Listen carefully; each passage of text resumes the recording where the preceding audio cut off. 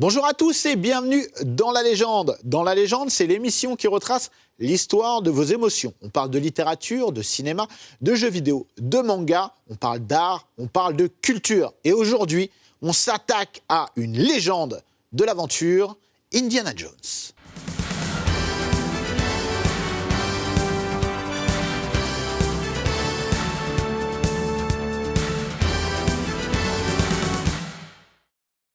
Et pour parler du plus grand des aventuriers, j'ai avec moi une équipe de choc d'aventuriers. Jérôme, tu es journaliste à BFM, bienvenue. Merci. Grand fan d'Indiana Jones, d'où ta présence ici. Oui. À côté de toi, nous avons Romain qui écrit Salut. Actuellement un livre qui va paraître chez Serd sur Indiana Jones. Totalement consacré à Indiana Jones, donc voilà, en cours d'écriture. En cours d'écriture. On a hâte, et tu es aussi producteur de concerts et tu as produit un concert au sujet d'Indiana Jones. John Williams, Indiana Jones, tout à fait. Voilà. À côté de toi, Alexis, qui est journaliste et auteur, qui est le papa de ce super bouquin sur Harrison Ford, entre autres. Enfin, je veux dire, ça, c'est sur Harrison Ford, mais tu as fait d'autres bouquins. Donc voilà, messieurs, très content de vous avoir avec nous, parce que, évidemment, on aurait pu dédier un épisode sur chaque film. Donc on va pas être exhaustif encore une fois, mais l'idée, c'est de revenir sur Indiana Jones, la légende, ce qui est vrai, ce qui est un peu moins vrai, et le mythe, parce qu'il y a beaucoup de mythes autour de cette saga légendaire. Et je vous propose tout de suite de commencer avec George Lucas et Steven Spielberg sont sur une plage à Hawaï. Alors, je vous pose la question, mythe ou réalité, est-ce que Indiana Jones a germé à ce moment-là, concrètement, sur une plage à Hawaï où George Lucas et Steven Spielberg se trouvaient? Alors en vrai, George Lucas avait eu l'idée avant, quand il travaillait déjà sur Star Wars, donc dans les années 70. Et c'est vraiment, en fait, en mai 77, il est sur une plage à Hawaï avec Spielberg, ils prennent des vacances. Pour le contexte, en fait, George Lucas vient de sortir Star Wars, le premier volet, enfin l'épisode 4, qui s'appelait pas comme ça à l'époque.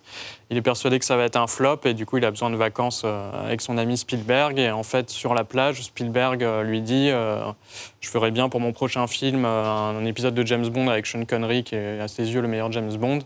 Et là, George Lucas, selon la légende, lui dit attends, j'ai bien mieux que ça. Et il lui raconte son concept, donc l'idée d'un personnage qu'il a eu des années avant, qui s'appellerait Indiana Smith, et qui serait en gros un aventurier qui remettrait au goût du jour les feuilletons des années 30 qui étaient diffusés au cinéma, donc les serials.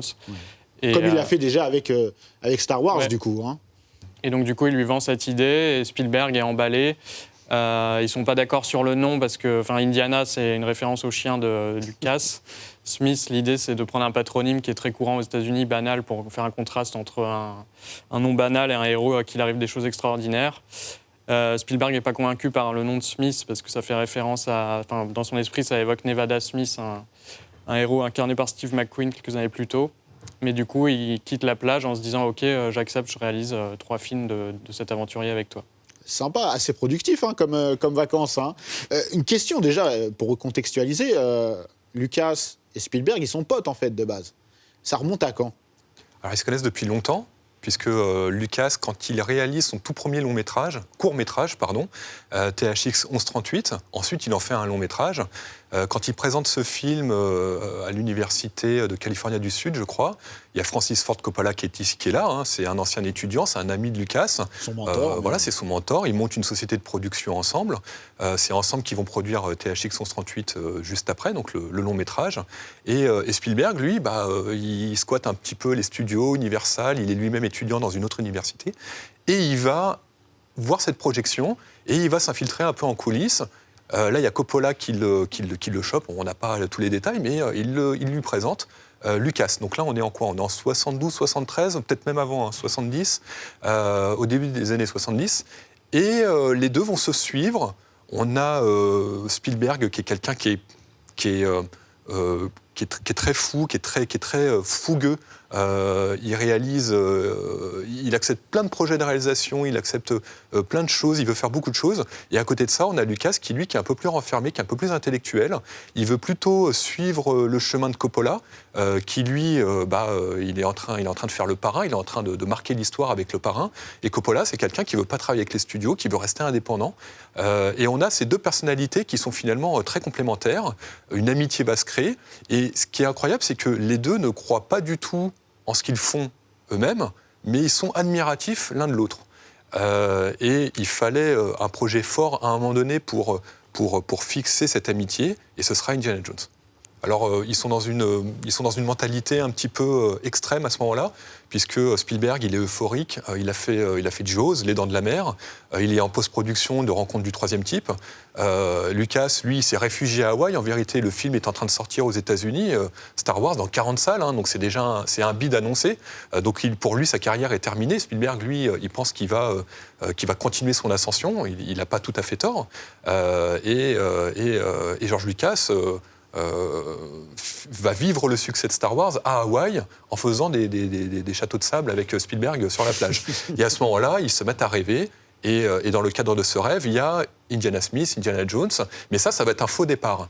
Ils vont commencer à travailler sur le scénario après une première ébauche de Philip Kaufman, donc qui est un ami de Lucas, mais qui ensuite change de projet, donc qui n'interviendra plus sur Indiana Jones, mais il est toujours crédité comme le co-créateur du personnage.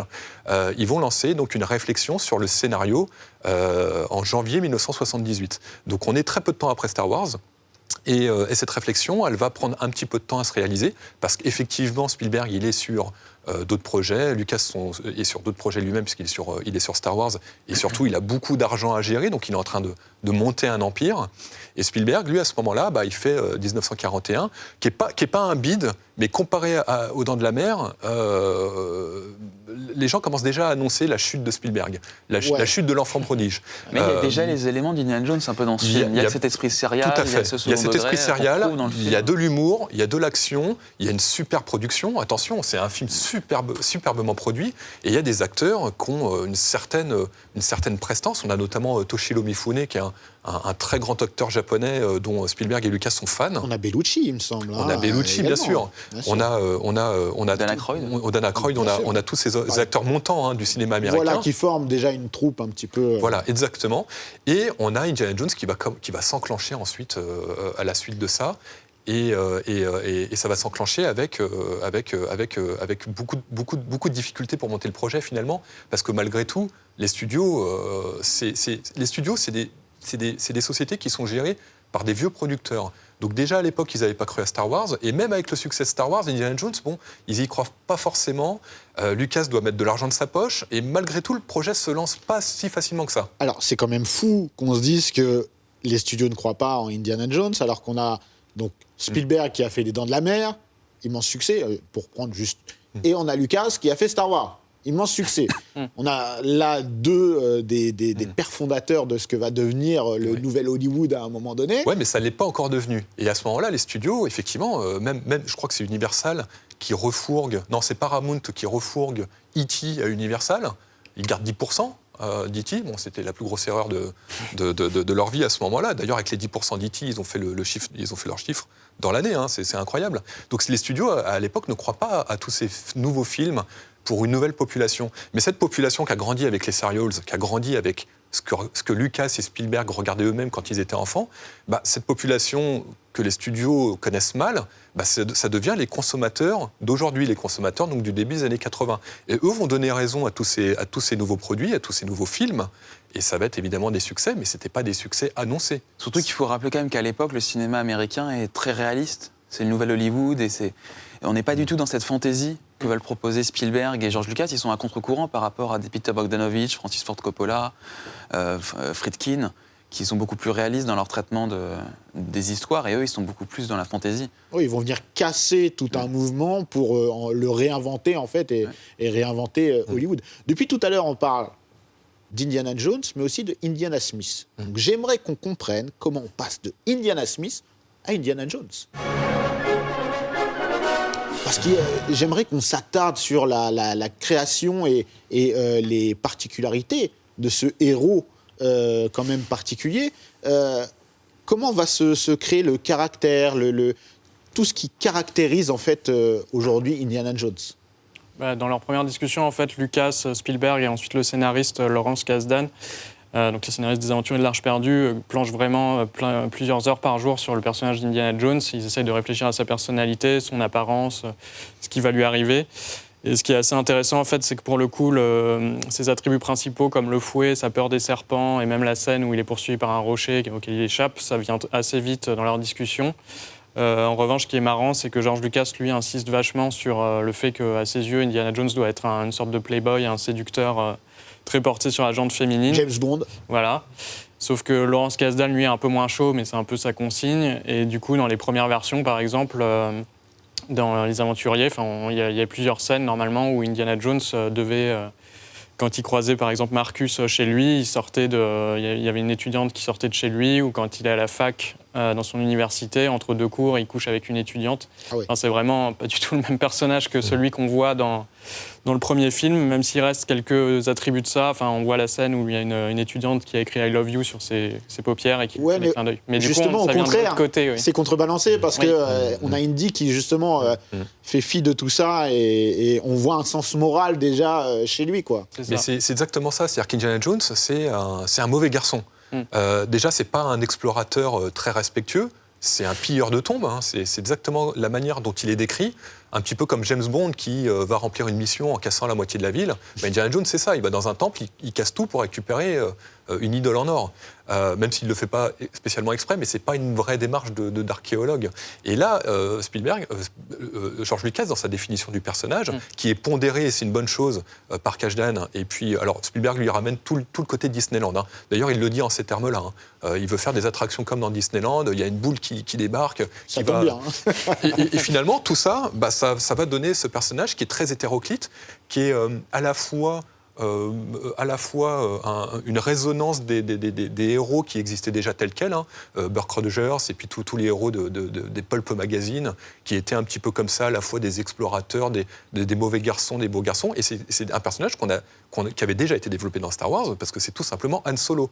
Et il faut bien voir que Indiana Jones, au départ, c'était Luke Skywalker. C'était quand Lucas écrivait Star Wars à l'époque, le personnage de Luke Skywalker, qui s'appelait Luke Starkillers, c'était un personnage qui était aussi badass. explorateur. Il était un peu badass, il était explorateur. Il avait un carnet, il prenait des notes sur des anciennes civilisations, etc. Il y avait déjà du Indiana Jones à ce moment-là. Il a séparé les deux personnages, mais finalement, on retrouve un petit peu cet esprit-là. Et cet esprit-là, c'est sûr que c'est pas un personnage entre guillemets clean. Et au-delà de ce que tu as pu dire, on a des résidus de ce mauvais, entre guillemets, de ce mauvais personnage dans Raiders, le premier film. C'est sa relation avec Marion, parce que c'est une relation qui n'est pas incestueuse, parce qu'ils ne sont pas de la même famille, mais c'est une relation qui est un peu borderline. C'est-à-dire qu'elle est extrêmement jeune. Elle a 10 ans de moins que lui quand ils ont une aventure. Mais cette aventure, finalement, elle n'est pas explicitée dans le film, donc on la devine. C'est des résidus du scénario originel, mais elle n'apparaît pas comme ça dans le scénario. Et pour la jeunesse du personnage, ce qui est important aussi de mentionner, c'est que c'est l'inspiration des héros aussi des cinémas des années 50, comme Humphrey Bogart. Parce que la grande référence aussi de Lucas et Spielberg à ce moment-là, c'est le Trésor de la Sierra Madre, qui a en gros un scénario assez similaire. Et ce qui est intéressant aussi, pour rebondir sur ce que vous disiez, sur le nom de famille Jones qui est ajouté, c'est qu'en fait maintenant, quand on veut parodier Indiana Jones, c'est pas forcément Indiana qu'on va réemployer, mais c'est Jones. Par exemple, en France, dans la bande à Picsou, il y a Flagada Jones. Bien sûr. Et c'est avec Jones qu'on fait l'écho avec ce personnage-là. Donc c'est vraiment, c'est Indiana Jones, le nom est rentré dans l'imaginaire collectif, mais aussi le nom de famille, Jones. Après, Disney, ils ont fait aussi autre chose. Ils ont fait Indiana Dingue avec Dingo. Mais bon, C'est voilà, vrai. chacun son clocher, hein, j'ai envie de dire. Alors, évidemment, on parle de caractéristiques, de personnalité, etc. Mais il y a aussi l'acteur. Et là, j'aimerais qu'on revienne sur les aventuriers de la moustache perdue. Ah, je suis très fier de ce jingle qui parle de moustache, parce que, bah oui, hein, c'est un secret pour personne. On a cherché un petit peu qui allait incarner Indiana Jones, et il y a eu Tom Selleck dans l'histoire, donc, évidemment connu pour Magnum et sa fameuse moustache. Est-ce qu'on peut passer en revue un petit peu tout le processus jusqu'à Harrison Ford? Ce qui est intéressant avec le personnage d'Indiana Jones, c'est que c'est un personnage qui est mûr dès le départ. Mais Lucas, il veut un acteur plutôt jeune. Donc ce qui est marrant, c'est que dès le départ, il cite Harrison Ford, il dit Indiana Jones, ça serait quelqu'un comme Harrison Ford, ou j'ai oublié son nom, l'acteur de American Graffiti. Paul Le Mat. Paul Le Mat. Mais il veut pas Harrison Ford, parce qu'il a fait Star Wars avec Harrison Ford. Tourner en plus avec les mêmes acteurs. Il veut pas reproduire, comme il le dit, le syndrome Scorsese De Niro. Et De Niro, pardon. Et du il coup, a peur aussi juste que Harrison Ford ne veuille pas s'engager pour une trilogie parce que Harrison pour Star Ford, Wars, c'est le seul acteur du trio qui fait un peu. il a du mal à c'est un peu signer les désiré contrats. pour signer, Voilà, pour il a du mal à signer les contre-attaque et tout ça. contrats. Et Indiana Jones, c'est vrai que c'est un contrat de 3 films. Donc il a un petit peu peur de ça également. Et quand on regarde un petit peu, effectivement, les inspirations d'Indiana Jones, c'est souvent des acteurs mûrs. Donc on a Humphrey Bogart que tu as cité. On a aussi Charlton Heston dans Le Secret des Incas. Donc c'est un film qui a beaucoup été étudié par Lucas et ses équipes pour faire le premier film en 81. Donc il leur fallait quelqu'un qui ait un physique un peu mûr et un peu, on va dire, masculin, un peu viril. Et effectivement, le premier choix et le seul choix de Lucas à ce moment-là, c'est Tom Selleck. Alors, Tom Selleck, une moustache, des poils de torse permanents, des poils de torse à tout va. 13 années 80. Voilà, c'est ça. C'est un peu la Masculinité. Ouais, c'est un peu le masculin des années 80 à son paroxysme. Et pas des années 30, du coup. Et pas des années 30. Donc on a du mal à se projeter. Eh oui. Mais bon, c'est du cinéma. L'idée, c'était de le mettre en condition. Alexis, tu peux nous en dire plus après comment on passe de Tom Selleck En fait, il a été vraiment très proche d'avoir le rôle. On retrouve Il a eu des essais. Ouais, on voit les essais sur YouTube, on peut les retrouver assez facilement. Et c'est vrai que là, on a du mal à l'imaginer toutes ces années après, mais en vrai, ils se font plutôt bien dans le personnage, avec son chapeau, son costume et tout ça. Et en fait, ils sont vraiment sur le point de le signer. C'est juste la chaîne CBS qui avait une option sur Tom Selleck pour la série Magnum, qui voit justement Spielberg et Lucas en train de le recruter pour Indiana Jones et qui se disent attends, s'ils le prennent, c'est quand même que ce type a du talent ou qu'on peut en faire quelque chose pour la série. Et du coup, ils exercent leur option. Et en fait, Tom Selleck n'est plus disponible pour Indiana Jones. Et c'est un peu d'ailleurs la panique pour Lucas et Spielberg, puisqu'ils sont à l'approche du tournage et ils se retrouvent du jour au lendemain sans acteurs. Et c'est important de dire, en fait, à cette époque-là, Magnum n'était pas encore sorti. Ils avaient juste le pilote. Ouais. Et c'est sur ce pilote qu'ils kiffent Tom Selleck. Il aurait été prêt de raser sa moustache, Selleck ? Il aurait pu la raser ? J'ai pas l'information. Ouais, moi non plus. Moi, je pense qu'il l'aurait voulu avec. Oui. Franchement. Ça fait années 30, la moustache était très peut-être taillée, etc. Ce qu'il faut noter, c'est que finalement, Tom Selleck n'a pas tourné Magnum au moment du tournage d'Indiana Jones, parce qu'il y avait une grève des scénaristes. Ce qui fait qu'il aurait pu faire le film. Ah là là, ça doit être un tel regret pour lui. Et il paraît aussi, ça c'est dans la légende, qu'il y avait Jeff Bridges aussi et Nick Nolte qui étaient en considération pour le rôle. Il y a beaucoup d'acteurs qui sont passés au casting. Nick Nolte, je le vois pas trop dans Indiana Jones. Dans les années 80, il était un peu bourru. Enfin, il était bien bourru. Ouais. Il est bourru. Mais il y a 48 heures. Beaucoup mais d'acteurs l'homme le plus qui sont sexy passés. à l'époque. Oui, il était, on va dire, dans la... C'était les canons. Voilà, c'était les canons de l'époque. Bon, ce qui est rigolo, c'est que Spielberg, il avait... ça le saoulait un peu de faire des castings. Donc, en fait, il invitait les acteurs et actrices à faire de la cuisine. Donc, le matin, il faisait des gâteaux et l'après-midi, il les mangeait. Quoi Dans les bureaux de Lucasfilm, il avait mis ça en place, ce qui fait que le casting d'Indiana Jones était devenu ultra populaire. Ça avait fait un petit peu le tour de tous les agences de casting. Et il y a beaucoup de gens qui sont venus faire ce casting. Et le casting, juste pour bouffer gratos. Et effectivement, il y avait un peu ça dans l'air. C'est-à-dire que c'était rigolo, on peut manger des gâteaux, etc. Ils ont reçu beaucoup de gens.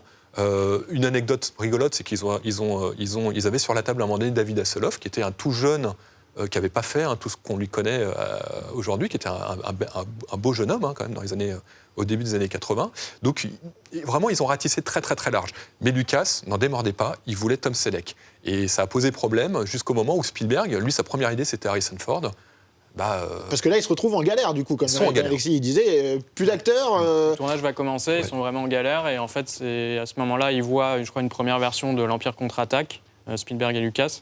Et Spielberg dit à Lucas, mais en fait, il est sous nos yeux depuis le début, c'est vraiment Harrison Ford. Et là, Lucas, qui est toujours un peu borné, dit oui, effectivement. Et donc là, ils appellent Harrison Ford, qui lui arrive très vite. Enfin, il va très vite rencontrer Spielberg pour parler du personnage et dire qu'il est vraiment emballé par le script.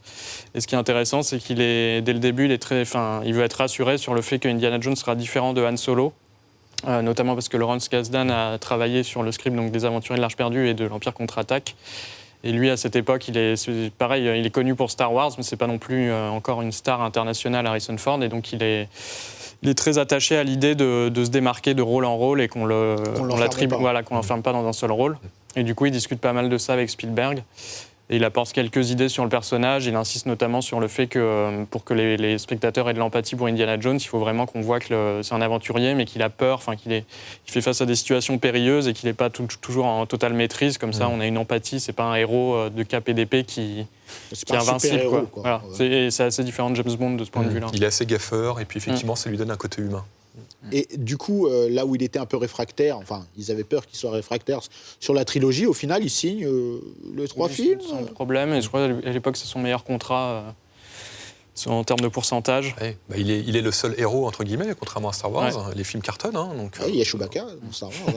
Quand même, il y en a quelques autres. Mais non, sur Indiana Jones, il est au devant de la scène. Le film cartonne à l'international.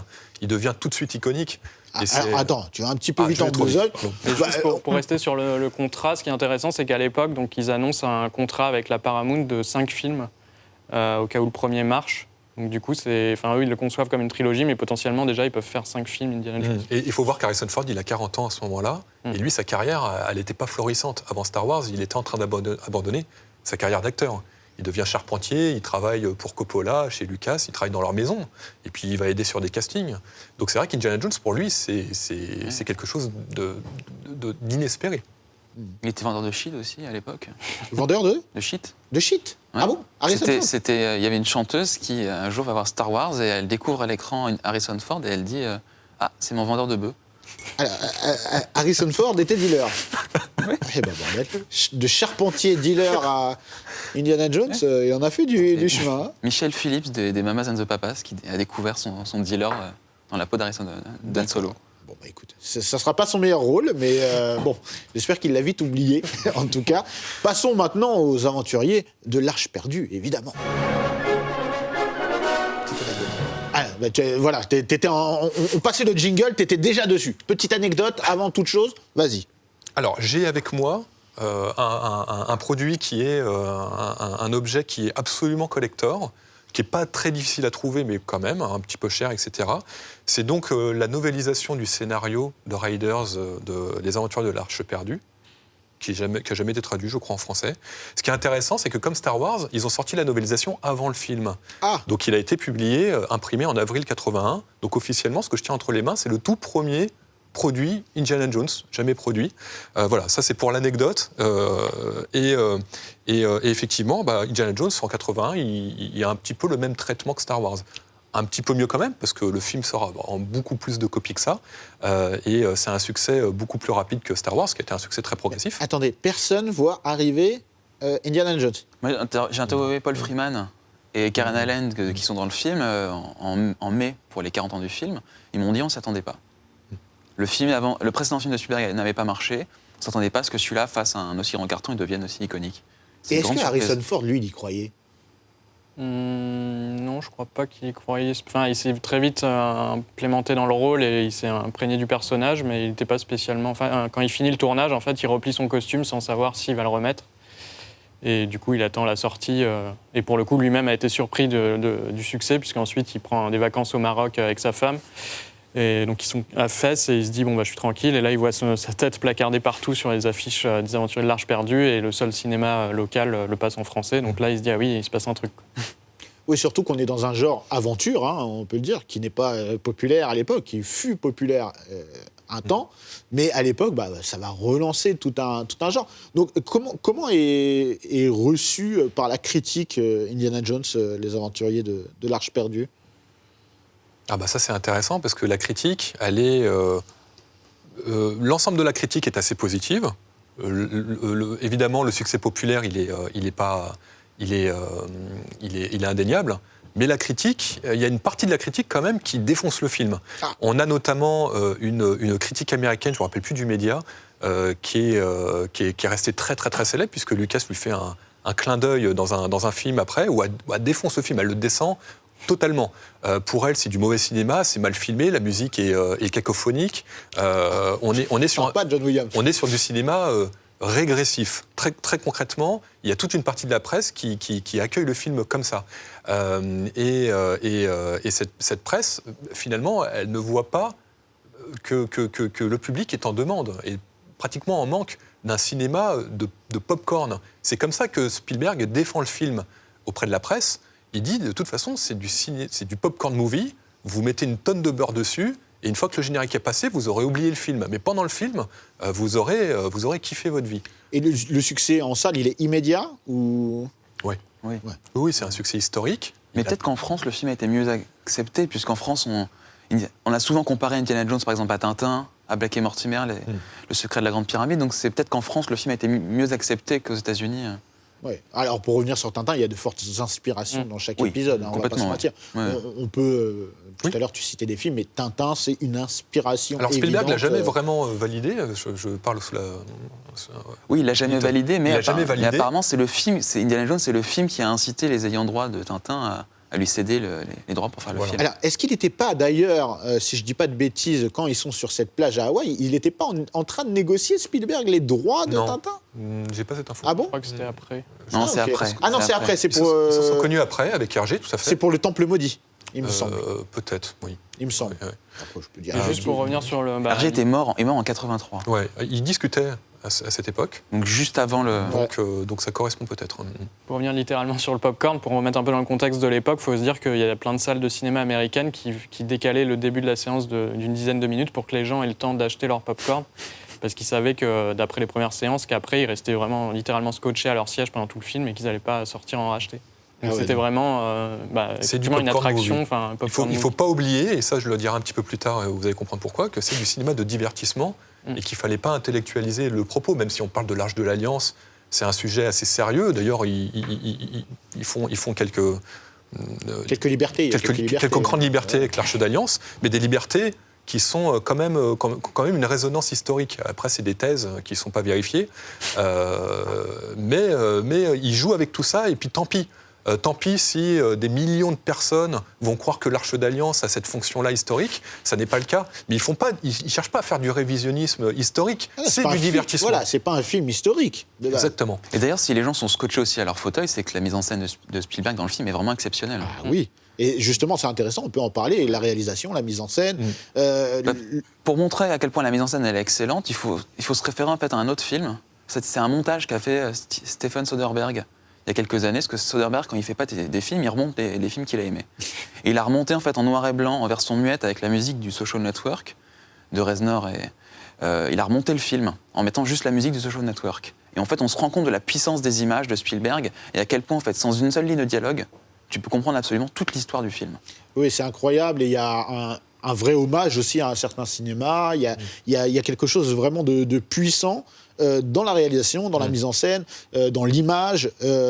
Ça aussi, c'est quelque chose de nouveau, en fait, pour un film d'aventure. C'est soigné. Mais les gens ne le voient pas tout de suite comme ça. D'ailleurs, pour reparler de la France, on a une critique également française, je crois que c'est Le Masque et la Plume, qui est resté célèbre. En plus, on peut l'écouter parce que c'était de la radio, on peut la retrouver sur Internet, qui défonce le film, encore une fois. Mais c'est des gens qui n'ont pas su lire la manière dont Spielberg réfléchit et pense ses films en fonction de l'histoire et du scénario. En l'occurrence, Indiana Jones en 81, tout est articulé autour d'un héros qui veut absolument emblématique, donc tout est emblématique chez lui.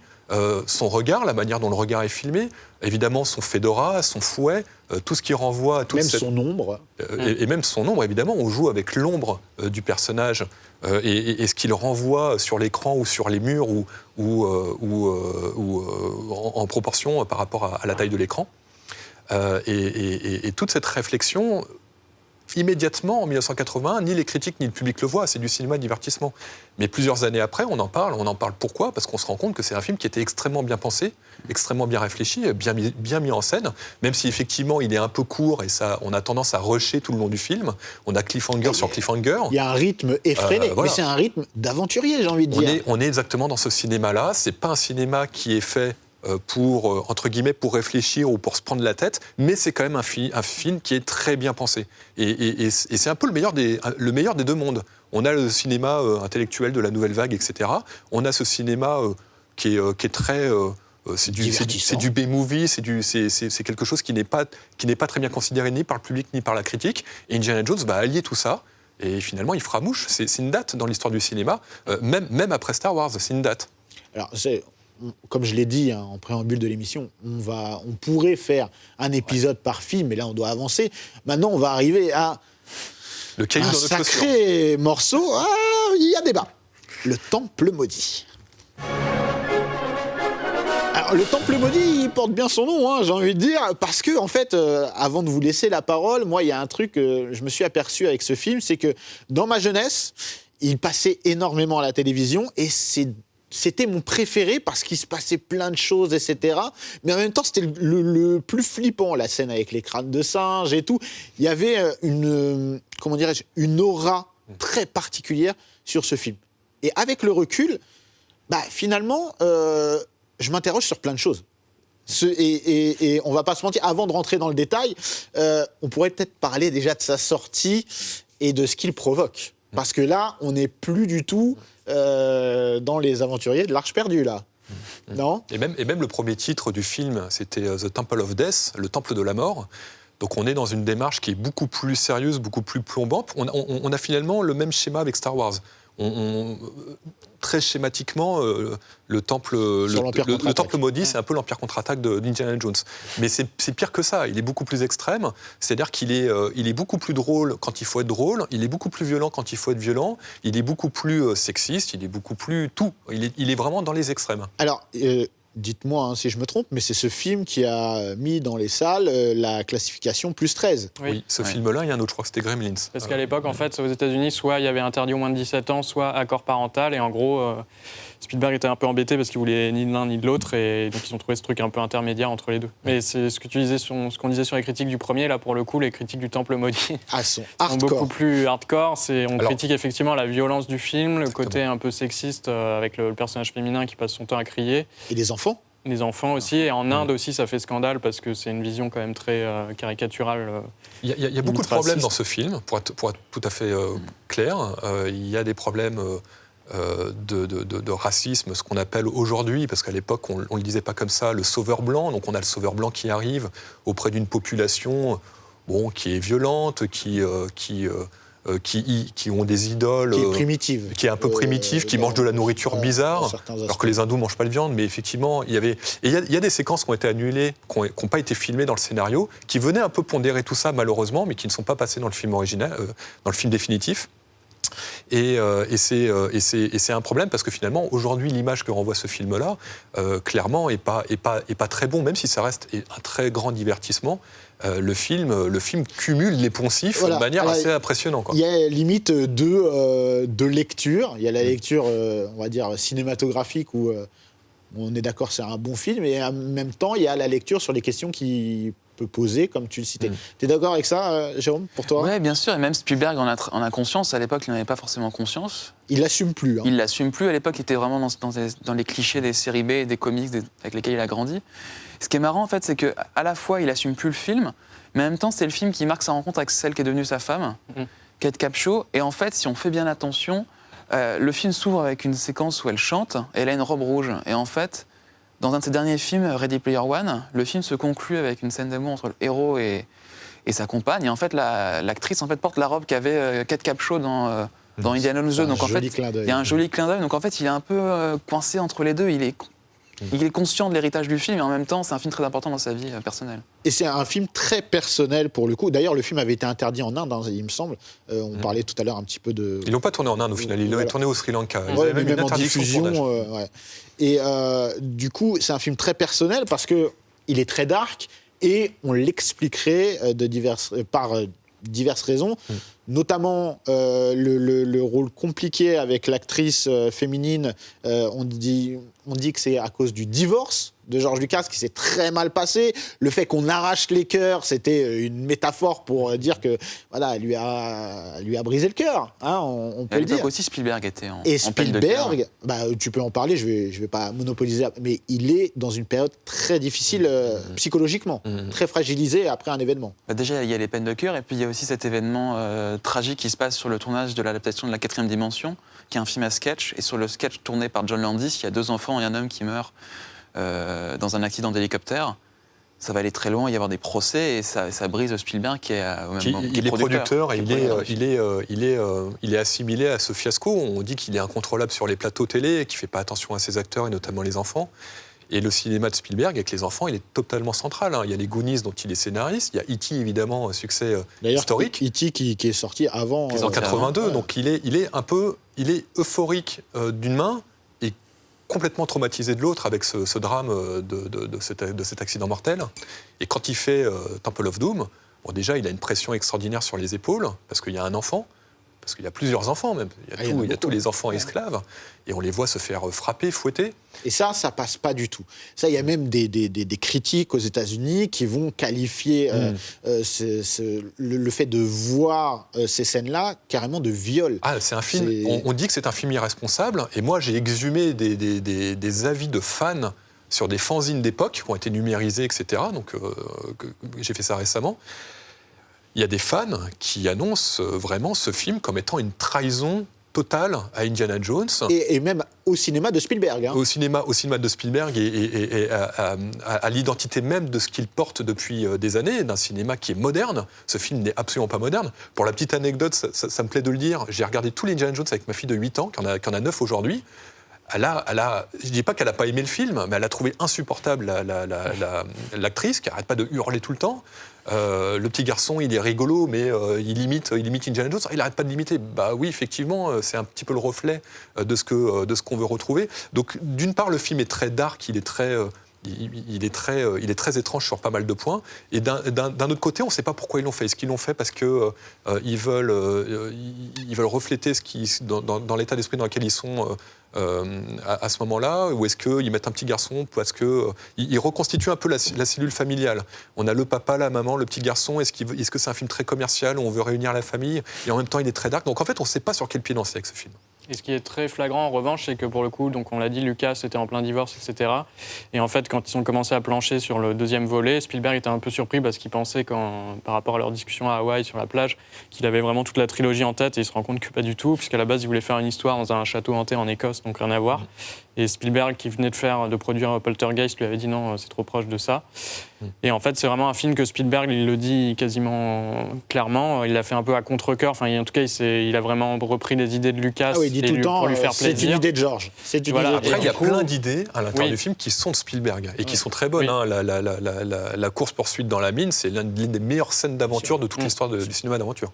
Vas-y, tu peux. Et après, non, et juste ironiquement, c'est aussi l'épisode le plus proche dans l'esprit d'un James Bond, avec la scène d'intro, avec le costume, le smoking d'Harrison Ford, Indiana Jones, qui renvoie à Goldfinger.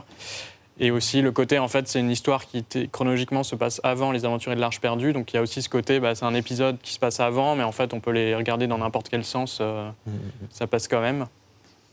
Et puis l'héritage du film, il est important, puisque en fait, cette scène de la mine, elle va être reproduite en fait un peu partout. Ben oui. Parce que même dans la Tombe Montparnasse infernale, ils voulaient en fait à l'origine, quand Eric et Ramis sont coincés dans les tuyaux, ils voulaient faire une séquence d'hommage à ça et ils n'ont pas réussi. Donc ça a un peu irrigué tous les cinémas. C'est pas Spielberg qui veut. Attention, ne touche pas la Tombe Montparnasse infernale, la meilleure comédie française de tous les temps. C'est vrai. Voilà. C'est vrai. Merci. Mais oui, en fait, que ce soit le premier ou le deuxième, il y a des scènes emblématiques qui vont marquer le cinéma. Extraordinaire. Mais elles sont pop, c'est-à-dire que les gens vont se l'approprier et puis ça va devenir des références dans de multiples œuvres. Ici et là, on parle... Chicken Run même. Chicken Run, bien sûr. Mais c'est incalculable le nombre de... Et puis la scène de la boule aussi. Voilà, il y a plein de choses. Rien à voir avec Fort Boyard, mais il y a plein de choses qui sont très, très marquées, identifiées Indiana Jones. Ne serait-ce que la typographie. Juste ce Indiana Jones, comment il est marqué, c'est quelque chose qu'on va voir reprendre dans plein de choses, notamment le jeu vidéo. On a du jeu vidéo avec Quackshot, qui est un jeu avec Donald en Indiana Jones. Littéralement, il y a comme tu le disais tout à l'heure, Romain, il y a Star Wars qui va marquer son époque, mais il y a aussi Indiana Jones. En termes de succès en salle, est-ce qu'il y a un succès en salle ou le public, à l'instar des critiques, va bouder le Temple maudit ? Il y a un beau succès en salle, qui n'est pas aussi fort que le premier, pas parce que le film est boudé, parce que le cinéma mondial, le cinéma américain, dans ce que fait Spielberg et Lucas, commence à voir arriver d'autres personnes du même acabit. Donc en 84, on a Ghostbusters qui cartonne, on a d'autres films comme ça qui se mettent un petit peu à niveau. On a Flic de Beverly Hills qui est un très grand carton. Indiana Jones, je crois que le 2, le Temple maudit, il marche mieux à l'international qu'aux États-Unis. Aux États-Unis, ça commence à se diluer. Mais le film était quand même un grand succès. Très bien. Passons maintenant, évidemment, à la dernière croisade. Enfin, pas si dernière que ça. Et Et là arrive un épisode 3 que j'ai eu la chance de découvrir à l'époque où j'étais un petit peu plus âgé, donc j'ai vécu cette sortie avec mes yeux d'enfant, notamment dans le journal de Mickey, je parlais tout à l'heure, voilà, où Indiana Jones, c'est la dernière croisade, ça va être, en tout cas en France, là je peux en témoigner, ça a été un véritable phénomène, un film attendu, où on en parle partout, on le voit partout. Quelle est l'appréhension justement de ce film avant sa sortie ? Comment on envisage ce film après Le Temple Maudit ? Ce qui est intéressant, c'est que, qu'après on va parler du 4 qui a mis 19 ans à sortir, c'est déjà entre le 2 et le 3, en fait, il y a eu une période de gestation assez longue et assez compliquée, où les premiers scénarios n'avaient rien à voir. C'était une histoire d'Indiana Jones qui part en Afrique, qui suit des pygmées, qui se retrouve sur les traces d'une civilisation chinoise disparue. Et à la fin d'un des scripts, je crois qu'il se faisait tuer par un nazi, ressuscité par un roi singe, qui est dans le folklore chinois. Donc ça n'avait vraiment rien à voir. Ça sent beaucoup qu'il ressuscité. C'est le clin d'œil à Dragon Ball. Il fallait qu'on place. Et du coup, en fait, par contre, dès le début, George Lucas avait eu l'idée d'utiliser le Graal comme MacGuffin, donc l'objet au centre du film, mais Spielberg n'était pas très chaud parce qu'il associait ça à la comédie des Monty Python. Et en fait, pour le coup, donc Spielberg, comme il avait un peu dit oui à pas mal de choses sur le 2, il est plus d'avis cette fois-ci d'exprimer son opinion et de faire un peu comme lui l'entend plus que sur le deuxième. Et du coup, finalement, ils finissent par en revenir au Graal et Spielberg insiste sur le fait que ce film doit vraiment apporter quelque chose à Indiana Jones dans sa personnalité, dans le personnage, il faut qu'il évolue. Et de là vient l'idée d'introduire le père d'Indiana Jones et l'opportunité assez royale de faire appel à Sean Connery, donc le James Bond originel, mais qui, à l'origine, quand on lui propose le rôle, est un peu réticent. Lucas aussi n'est pas totalement chaud parce qu'il a peur qu'il se prenne un peu la tête avec Harrison Ford ou qu'il cherche à se faire concurrence. Bataille d'ego. Voilà. Et alors que Spielberg se dit, justement, pour faire face à Harrison Ford, il faut vraiment un acteur d'un grand acabit. Et Sean Connery lui-même, au début, est réticent parce qu'il se dit qu'il n'a pas beaucoup de différence d'âge avec Harrison Ford. Je crois qu'ils ont une douzaine d'années d'écart. Et en fait, il retravaille pas mal son personnage. C'est lui qui introduit ce côté très humoristique, très léger, un peu loufoque. Et il part d'un postulat assez simple et qui, à mon sens, fait toute la réussite du film et de la relation entre les deux personnages. C'est qu'en gros, tout ce qu'a fait Indiana Jones, son père l'a déjà fait en mieux. Et donc, du coup, il y a cette compétition entre le père et le fils qui, en même temps, apprennent à se connaître tout au long du film. Pour moi, il est incroyable, ce film. Vraiment, la relation entre Harrison Ford et Sean Connery, c'est incroyable. Chose que je ne percevais pas quand j'étais jeune, justement. Je le trouvais un petit peu plus fade que Le Temple Maudit. Alors que maintenant, c'est totalement l'inverse. Justement, cette association de Harrison Ford et Sean Connery, est-ce que c'est pas justement vraiment le parachèvement de la première trilogie ? On est vraiment, de la trilogie qui aurait dû être une trilogie, mais 5 films, etc. Bref, pour nous, ça reste une trilogie. Mais est-ce que c'était pas la plus belle des conclusions au final ? Si, clairement, puis le dernier plan du film, c'est vraiment une image de fin. Quand ils vont vers le soleil couchant, c'est littéralement la fin de tous les Lucky Luke. Donc, on n'imagine pas, après cette fin, d'avoir une suite, en fait. Ouais. Même si certains d'entre nous défendent la suite, on ne s'attendait pas à ce qu'il y ait une suite. Ouais. Et en plus, le premier, ce volet-là est vraiment miroir par rapport au premier. On retrouve les nazis, on retrouve l'Afrique du Nord, on retrouve aussi des personnages qu'on voit dans le premier film. C'est vraiment comme si le 2 n'avait pas existé. Et c'était vraiment comme si c'était un diptyque entre le 1 et le 2. Et le 3 finit sur le début du 1, puisque le 1, c'est il rentre dans un temple, il y a des épreuves à déjouer. Et le 3, il doit affronter les 3 épreuves pour trouver le Graal. Et même dans la mise en scène, je trouve que la mise en scène est similaire. C'est l'effet miroir du 1. Gros succès, c'est un grand succès. Et puis là, tout le monde est d'accord. C'est-à-dire que c'est un succès critique, c'est attendu, populaire. Maintenant. On salue la maturité du film. Indiana Jones, par exemple, il n'a pas son apparat d'aventurier avant le dernier quart du film, par exemple. Parce qu'il n'a plus besoin. Il n'a plus besoin, il est plus dans cette... il y a cette forme de maturité. On a un discours qui est quand même comparé à l'Arche d'Alliance, qui est beaucoup plus porté sur j'allais dire, la religion, sur le spirituel. Le vrai MacGuffin du film, finalement, c'est pas tant le Graal, c'est plutôt le père. Donc on a en plus plusieurs lectures dans ce film-là, et ça reste un grand film d'aventure. Il y a des scènes extraordinaires, et donc on revient effectivement dans l'ADN du premier film, qui allie un petit peu de tout ça, et ça en fait, selon moi, le meilleur film de la saga. Et c'est aussi un film hyper drôle. Très très drôle. Il y a la scène avec Hitler qui est à mourir de rire. Les relations entre le père et le fils, elles sont très très drôles. Et puis il y a aussi cette séquence aussi qui donne tout le sel au film. On découvre Indiana Jones jeune. quand il est joué par River Phoenix. C'est vrai. Et c'est une séquence qui est super aussi, Ouais. c'est très inattendu et c'est formidable. et Avec c'est les lui. wagons, Avec les wagons. le cirque. Et la sa musique, mèche. ça nous permet de citer John Williams. Dans la musique, il faut vraiment voir et bien écouter la musique et puis l'écouter à part également de cette séquence-là quand il fait sa course-poursuite et qu'il finit dans le train, etc. Donc dans les années, en 1912, enfin dans les années 10, quand il est scout, il y a une vingtaine ou une trentaine de points de synchronisation en 15 minutes de musique et c'est absolument extraordinaire. C'est-à-dire que cette mise en scène avec cette musique, c'est une séquence absolument emblématique du cinéma mondial. Profitons-en maintenant qu'on est arrivé à cet épisode légendaire pour parler justement des grands points forts de la saga Indiana Jones. On l'a dit, il y a l'humour, hein. Il y a l'humour, il y a l'aventure, il y a l'action, mais il y a aussi la musique. John Williams à la baguette, Ouais. c'est quand même le meilleur des choix de l'époque, on ne pouvait pas faire mieux. Mais il y a, là aussi, on a un main theme qui est emblématique, qui est associé à Indiana Jones. On écoute les premières notes, on sait que c'est Indiana Jones. C'est incroyable. On a la dimension héroïque dans le thème d'Indiana Jones, qui est induit, alors après c'est des considérations musicales, mais avec un petit peu ce développement en mode majeur, qui donne quelque chose de très éblouissant, de très positif.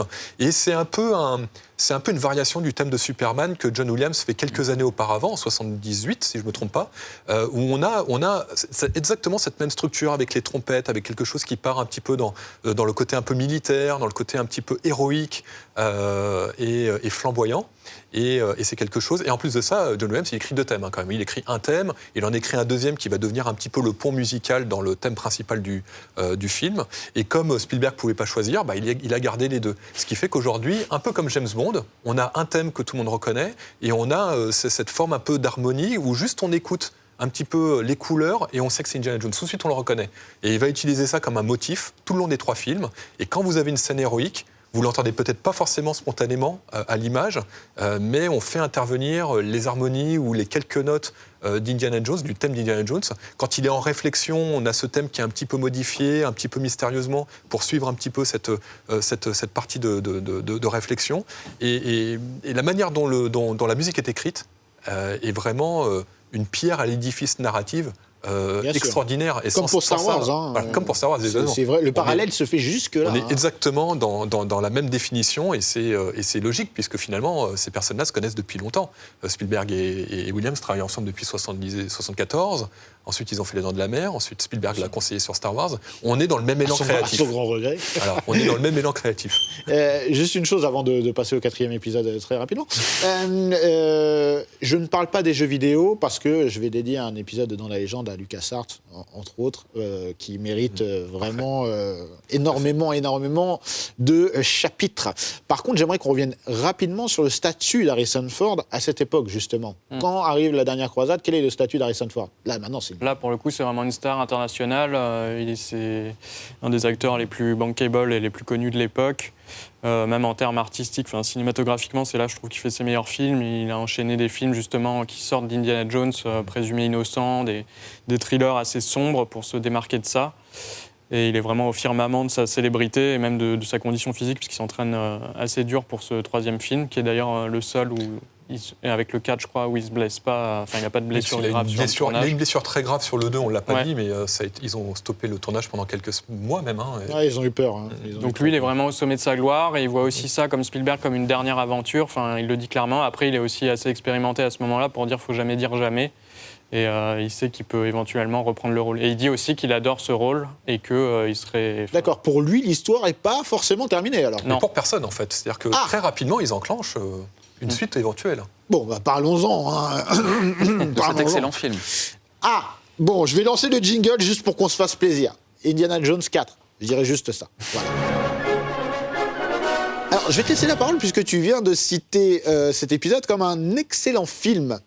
Mais je respecte cela. Jérôme, dis-nous tout.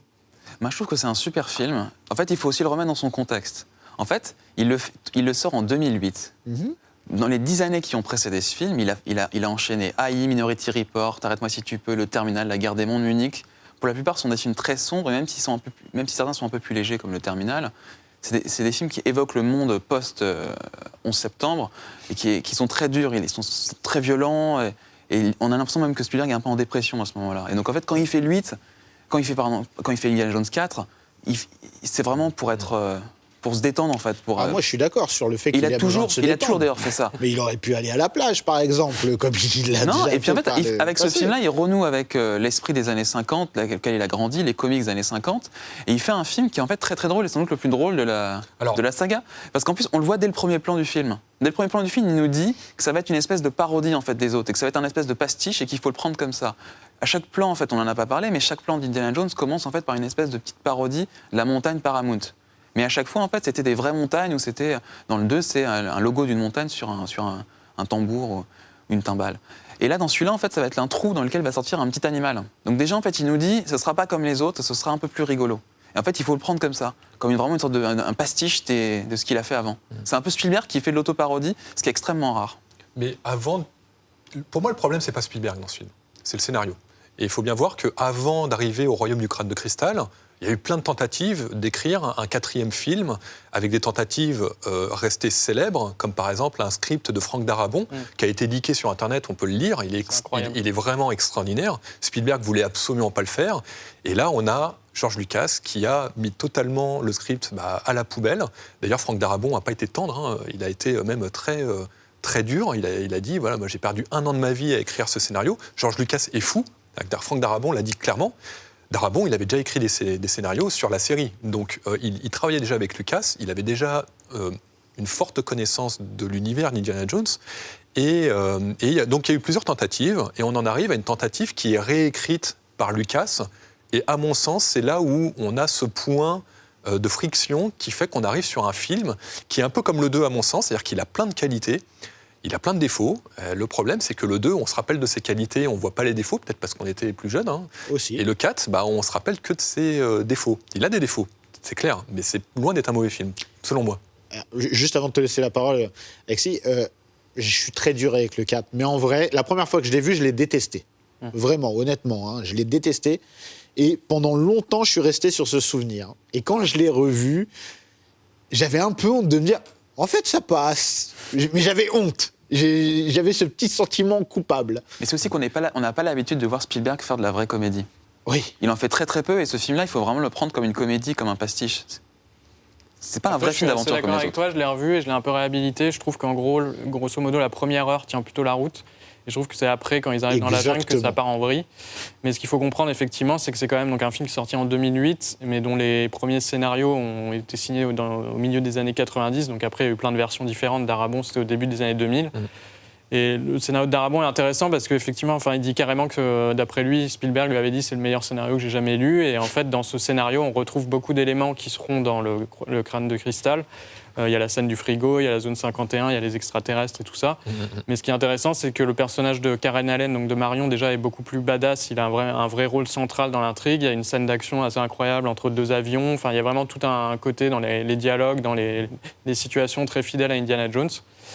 Et en fait, le problème, à mon avis, du 4 tel qu'il est sorti, c'est que c'est une sorte de compromis permanent entre ce que voulait Lucas, ce que voulait Spielberg, et le fait aussi qu'au bout d'un moment, ils se sont dit, il faut qu'on le fasse. Pour le coup, tu parlais d'Harrison Ford tout à l'heure, où il en était pour l'épisode 3. Et pour l'épisode 4, sa carrière était vraiment en pente descendante, il faisait plus grand-chose. Il a plus d'image aussi. Hein. Oui, et du coup, pour lui, c'est vraiment l'opportunité de se relancer avec son rôle iconique. Donc ils se sont un peu dit, bon, ok, on va faire ce film, tout le monde va prendre un peu sur soi. Et je trouve que ça se ressent dans le scénario, puisque... C'est poussif. Pour moi, le gros problème, c'est que ça n'apporte rien au personnage d'Indiana Jones. Il se transforme en version de son père, à répéter les mêmes répliques et tout. Hein. Ouais, mais en moins bien. En même temps, il y a son fils, mais du coup, on lui passe pas vraiment la main. Donc, qu'est-ce qu'il fait là ? Et aussi, je trouve que le problème des histoires des extraterrestres, c'est que c'est pas assumé. On nous dit pas c'est des extraterrestres, quitte à aller au bout. On nous dit c'est des êtres interdimensionnels qui sont retournés dans leur monde. C'est ce qui a choqué beaucoup de gens. Il vient de faire AI, où il parle d'extraterrestres. Il a fait aussi La Guerre des Mondes, où il y a aussi des extraterrestres.